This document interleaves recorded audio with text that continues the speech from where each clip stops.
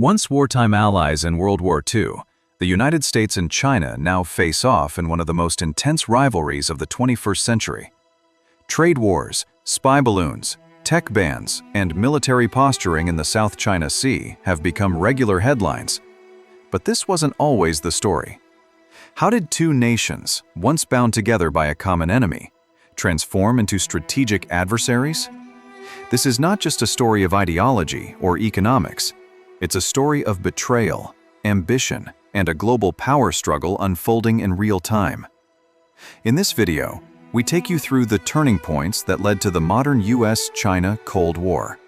From World War II alliances to the Taiwan flashpoint, buckle up for a journey through one of the most complex rivalries of our time. During World War II, the U.S. and China were unlikely allies. The U.S. supported China's nationalist forces, led by Chiang Kai-shek, in their fight against Japanese occupation. American generals worked alongside Chinese troops, sending supplies and advisors through the treacherous Burma Road. While the alliance was uneasy, it was a strategic necessity.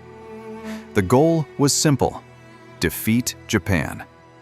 This wartime bond laid the groundwork for what many hoped would be a long-term partnership. But beneath the surface, tensions were already brewing.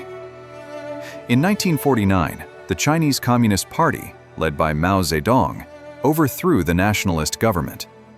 The People's Republic of China was born. The U.S. refused to recognize the new regime. Instead, it continued to support the exiled nationalist government in Taiwan.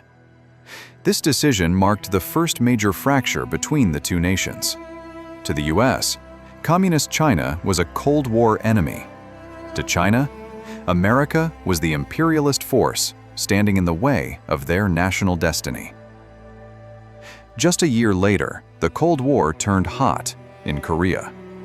When U.S. forces pushed North Korean troops toward the Chinese border, Mao sent hundreds of thousands of troops across the Yalu River. American and Chinese soldiers clashed in brutal battles. It was the first direct military conflict between the two nations, and it set a precedent of mistrust and fear that would last for generations. After decades of silence, U.S.-China relations thawed in 1972. President Nixon made a historic visit to Beijing, shaking hands with Mao Zedong. It wasn't friendship, but strategy. Both nations wanted to counterbalance the Soviet Union. For China, it was a chance to rejoin global diplomacy. For the U.S., it was an opportunity to divide the communist bloc.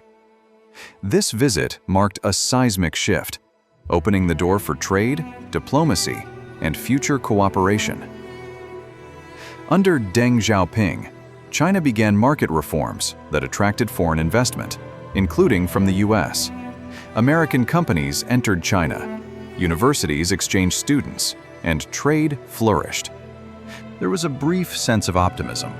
Many believed China might evolve into a more open society, but underneath the surface, political control remained tight. Still, this period marked the high point of economic collaboration and a growing interdependence that would shape global trade for decades. The optimism shattered in 1989. Chinese troops opened fire on pro-democracy protesters in Tiananmen Square. The world watched in horror. The U.S. imposed sanctions and relations cooled. China continued to grow, but American trust in political reform vanished. Economically, the ties stayed strong, but politically, a wall of suspicion was quietly rebuilt. In 2001, China joined the World Trade Organization. Global trade boomed. U.S. corporations saw record profits from Chinese manufacturing. But by the late 2000s, things began to shift. China's military budget expanded, cyber attacks increased. The idea that economic growth would lead to political liberalization faded fast. The U.S. began rethinking its strategy of engagement, replacing hope with hesitation. By 2018, tensions exploded into a trade war. The U.S. placed tariffs on hundreds of billions of dollars in Chinese goods. China retaliated. The conflict expanded into technology. Huawei was banned. TikTok was threatened. Semiconductors became battlegrounds. This wasn't just about trade. It was about dominance in the industries of the future. Today, U.S.-China tensions are global. From the South China Sea to Africa to cyberspace and space itself, their rivalry affects every continent. Allies are choosing sides. Taiwan remains a flashpoint. Diplomacy exists, but trust is gone. This is no longer about ideology or trade. It's about power and who will lead the 21st century.